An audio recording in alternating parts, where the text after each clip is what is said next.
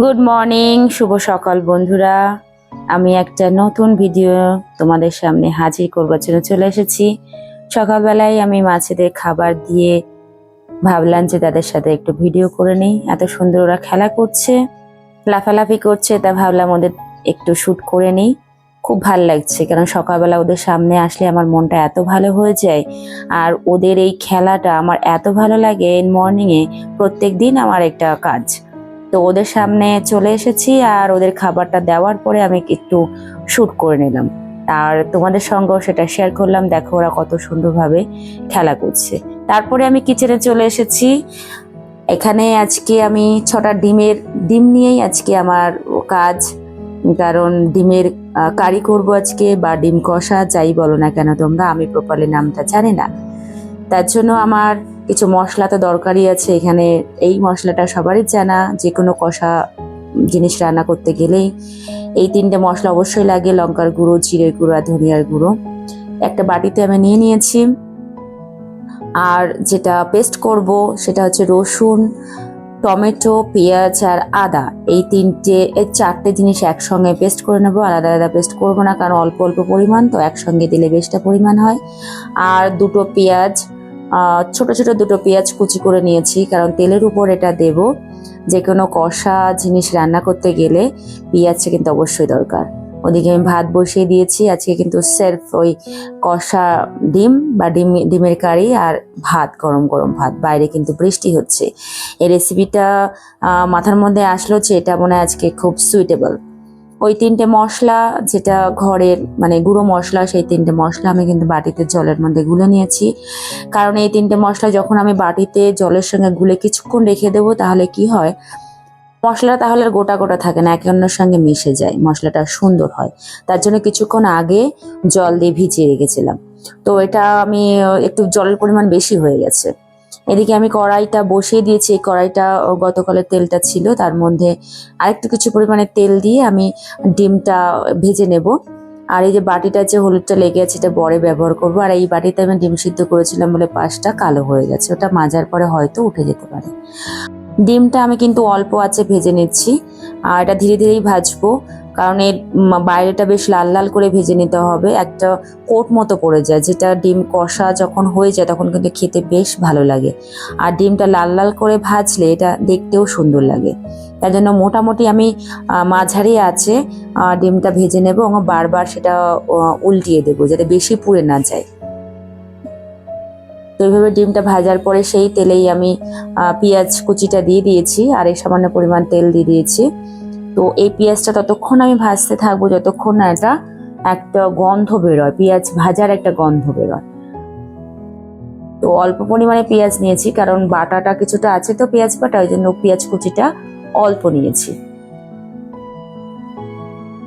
তো ভাজাটা হয়ে গেছে। তা এখন সেই পেস্টিং যে মশলাটা, যেখানে আদা, রসুন, টমেটো, পেঁয়াজ ছিল, সেই সেই মশলাটার মধ্যে দিয়ে দিয়েছি।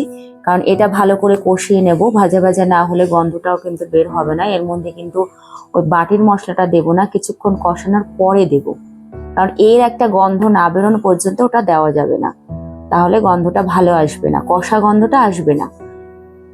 তো এটা বেশ মোটামুটি লাল লাল করে ভাজা হয়ে গেছে, আর দেখতেই পাচ্ছ যে তেলটাও কিছুটা বেরিয়ে আসছে।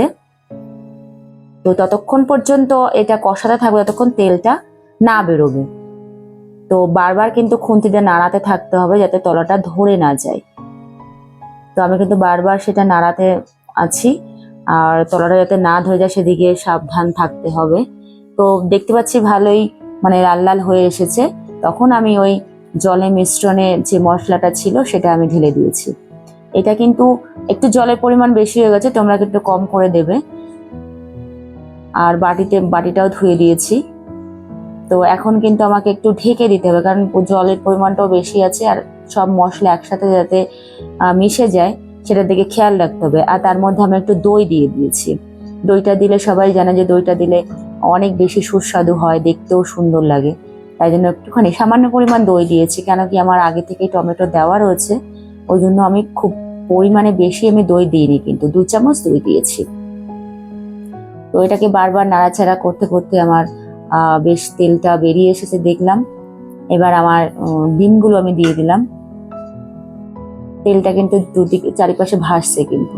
এবার সিদ্ধ করা আলু, আমি দুটো আলু বড় বড় আলু নিয়েছিলাম, সেটাকে 4 খণ্ড করেছি, মানে 8 খণ্ড হয়েছে, সেটা আমি দিয়ে ভালো করে কষিয়ে নিচ্ছি। এটা কিন্তু ভাতের সঙ্গে দারুণ লাগে। একটু খুন্তি থেকে টেস্টও করে নিলাম যে নুন হলুদ সব ঠিক আছে কিনা। আর একটু নুন লাগবে তো নুনটা দিয়ে দিলাম। তারপর একটু সামান্য পরিমাণে একটু মিষ্টি অর্থাৎ চিনিও দিয়ে দিয়েছি এর মধ্যে। কষাটা কিন্তু হয়ে গেছে। এই পর্যায়ে যে পরিমাণ মানে যেটা হয়ে দাঁড়িয়েছে এটা কিন্তু রুটির সঙ্গে বেশ লাগে। যেহেতু আমি ভাতের সঙ্গে খাবো সেই জন্য একটু মানে ঝোলটা বেশি রাখার চেষ্টা করছি। তো কষানো তো মোটামুটি হয়ে গেল। এই পর্যন্ত কিন্তু রুটির সঙ্গে বেশ লাগবে খেতে, কিন্তু আমি যেহেতু ভাতের সঙ্গে খাবো তাই এর মধ্যে একটু জল দিয়ে দিয়েছিলাম। দেখো এটা ফুটছে, একেবারেই শেষের পর্যায়ে চলে এসেছি। আর এখানে আমি গরম মশলাটাও দিয়ে দিয়েছিলাম, সেটা দেখানো হয়নি।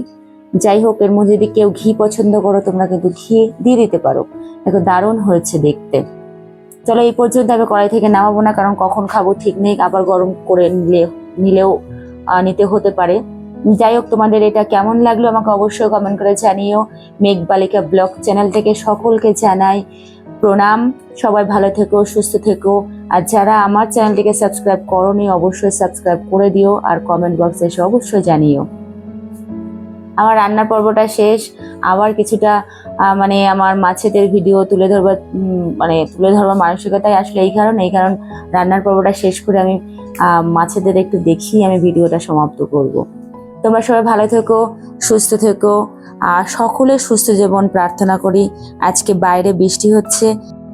আমার আজকে যাওয়ার প্রোগ্রাম রয়েছে 2:30টার সময় মধ্যমগ্রাম নজরুল মঞ্চে মেয়ের নাচের প্রোগ্রাম আছে, ওখানে যেতে হবে। সবাই ভালো থেকো, সুস্থ থেকো, এই প্রার্থনা কামনা করি। যাই হোক, আমাকে কিন্তু কমেন্ট বক্সে এসে অবশ্যই জানিও তোমাদের কেমন লেগেছে ভিডিওটি। কেমন? টাটা।